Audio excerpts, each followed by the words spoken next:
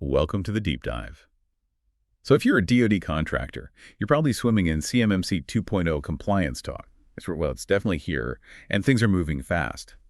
But what we found digging into this, the really interesting bit, isn't just about tech upgrades. It's actually, maybe surprisingly, more about your business structure, your paperwork even. Yeah, we're diving into that organizational side today. Our goal, to give you a clear map, basically, showing how your company set up your UEI, your cage code, connects directly to handling CUI, controlled unclassified information. It gets confusing fast. And we want to cut through that confusion. We're focusing on a pretty simple way to think about it. Your UEI, the Unique Entity ID. Think of that as the parent company. Then you've got your cage code, commercial and government entity code. That's like the child, a specific location. And the CUI, that's the responsibility. Getting this parent-child dynamic straight really helps define your whole compliance effort. It should help you figure things out much quicker. Okay, yeah, let's dig into that parent-child thing straight away. Because you hear stories, right? This is where things can go sideways, especially if you have multiple sites. So in SAM.gov, what's the hard difference between that UEI and the cage code, legally speaking? Right. So the UEI, that's your distinct legal business entity. It's the parent. It holds the contract, holds the ultimate corporate responsibility. But, that legal entity doesn't usually operate out of just one building. It has different facilities, right? Plants, offices, labs. The cage code identifies that specific physical place, the facility. So that's the operational child. And here's the critical part, the implication. CMMC and the NIST-800-171 requirements it's built on, they don't just stick to the parent UEI level. No, they flow down. They have to flow down to every single cage code location that handles CUI. Any CUI at all. Okay, hang on. So if I'm listening and my company, my parent UEI has, say, 3 different cage codes, and maybe we were only planning on getting one cage code location certified for CMMC, but CUI needs to move between that location and one of the others. That sounds like a big problem based on what you just said. That is exactly the problem. A massive one, potentially. It's this crucial rule people sometimes miss. If one site is certified and another site, even owned by the same legal parent, isn't included in that certified boundary, well, CUI just cannot move between them freely. It's forbidden, essentially. Every single place that touches CUI either has to be inside that certified boundary or it needs its own separate compliance. Wait, why though? If the UEI, the parent company, holds the contract and owns both locations, why can't they move data they own between their own facilities? I mean, it feels like an internal risk management thing. That's a really common assumption, but it's where the compliance fails. The DoD's perspective is about standardizing security operationally and physically. So if your manufacturing cage code hasn't implemented the same security controls, all 110 of them from NIST as your headquarters cage code, then moving CUI there instantly increases the risk of exposure, right? The security posture isn't consistent, ignoring that boundary. It basically makes the data transfer non-compliant. And that puts your whole contract at risk. You can segment systems, sure, but you can't segment accountability if data crosses into a non-compliant facility. Wow, okay. That really does handcuff how you operate until you get that structure aligned properly. So once we figure out where the work needs to happen, the compliant cage codes, we need to talk about the actual requirements, the foundation. And that brings us straight to NIST 800-171, doesn't it? That's exactly right. Connecting the dots here. Probably the biggest misconception floating around is that CMMC 2.0 is some totally new alien standard. It's really not. It's built like 100% directly on NIST SP 800-171 revision 2. You absolutely have to get NIST compliant first. That's the bedrock set of controls. So what does that actually mean, being NIST compliant? For folks listening, what are the concrete things they need to have in place before they even think about a CMMC Level 2 audit? Okay, so NIST compliance boils down to implementing all 110 security controls specified in NIST SP 800-171, all of them. And once you believe you've implemented them, you have to do a self-assessment, a thorough one. Then you take the result of that assessment, your score, and you post it into the Supplier Performance Risk System, SPRS, that SPR submission. That's your official declaration to the DoD saying, okay, we believe we meet these requirements. But here's the really fascinating part, and maybe the biggest hurdle for many organizations. It's the evidence behind that score. Let's say you claim you've implemented all 110 controls. Your starting SPRS score would ideally be a positive number reflecting full implementation, often represented relative to a perfect score, though the scoring gets complex. But every single control you claim is implemented. It must be backed up by actual documented proof, real evidence. Like for access control 3.1.1, you can't just say, yeah, we have a policy. No, you need things like system logs showing you blocked unauthorized access attempts. Maybe screenshots of your Active Directory group policies proving you enforce least privilege. You might need employee training records or sign-off sheets showing they've read and understood the access policy. Right. So it's not just doing the security stuff. It's building this, Yeah. this mountain of proof. Policies, procedures, logs, configurations.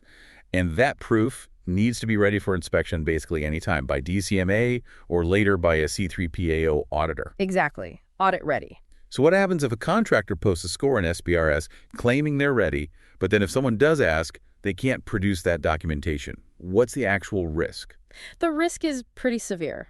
It could mean immediate disqualification from a contract you already have, or losing the ability to even bid on future contracts requiring that compliance level. That SPRS score isn't like an aspirational goal. It's meant to reflect your current state. If DCMA comes in for an assessment and finds your score is way off, grossly inaccurate, or even if you just post a significantly low score yourself, well, the sources suggest prime contractors, or even the DoD directly, might just say, nope, you can't handle CUI on our contracts, period.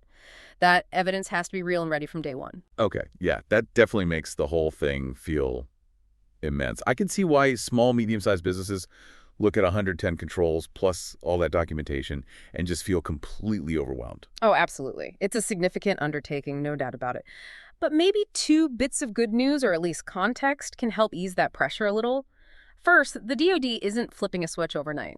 The rollout is phased over several years, so you do have some time to get your house in order. It's not instant panic.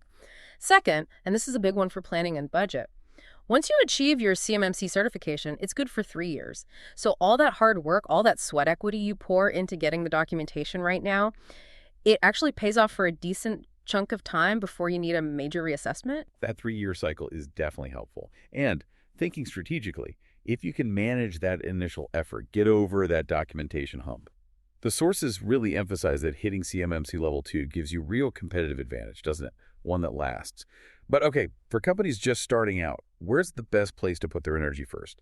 Is it worth bothering with CMMC Level 1 if Level 2 is the real goal for handling CUI? That's a really practical question.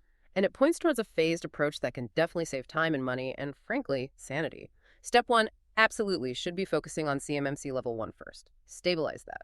Level 1 is focused only on protecting federal contract information, FCI. That's the basic, non-sensitive contract stuff, not CUI. And Level 1 is, well, much more manageable as a starting point. It only has 15 basic cyber hygiene controls. Plus, the assessment for Level 1 is just a self-assessment based on met or not met for those controls. Simple. And you report that status through PIE, the Procurement Integrated Enterprise Environment. Critically, Level 1 doesn't need all 110 NIST controls, and it doesn't require that complex SPRS score submission. Ah, okay. Yeah. So Level 1 lets you get your basic governance sorted, define some boundaries, get into the rhythm of compliance, but using a much simpler reporting mechanism. And then, once that's stable, you tackle the big one, the full NIST controls for Level 2. Precisely.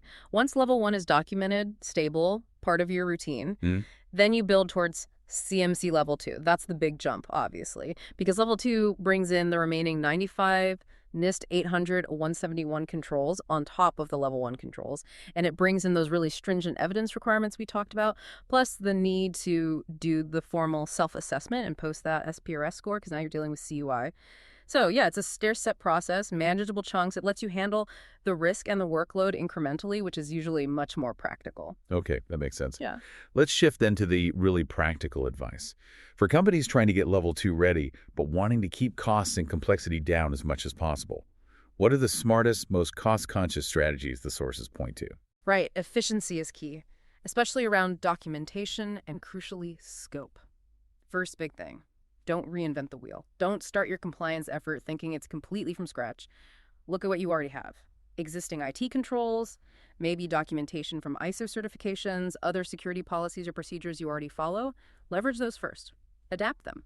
Second, to tackle that massive documentation and evidence burden we discussed, the sources really stress using automated GRC tools, governance, risk, and compliance tools.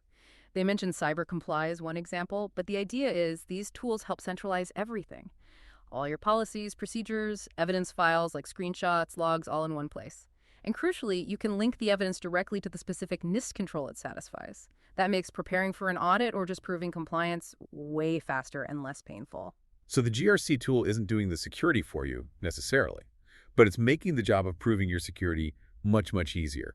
It streamlines that whole evidence management bottleneck. Exactly. That's a huge part of the cost and effort right there, but maybe the single most important cost-saving tactic. Meticulous scope, definition, and segmentation. Seriously critical.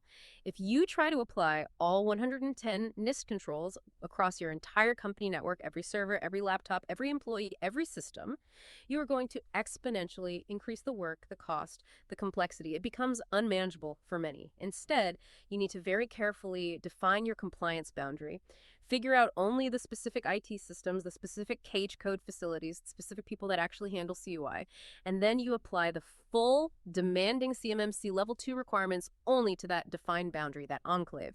If you can effectively segment your CUI into a smaller, well-defended part of your environment, you drastically shrink the number of systems, employees, and policies that need that full level 2 certification scrutiny. Ah, okay. So, for example, if a company could maybe move all its CUI processing into a specific segmented cloud environment, they might only need to get that small environment certified to level 2, plus maybe the specific user endpoints that access it, even if they have multiple office locations, cage codes. That's the goal, yes. That's effective segmentation. But notice, this planning has to happen before you just buy new tech.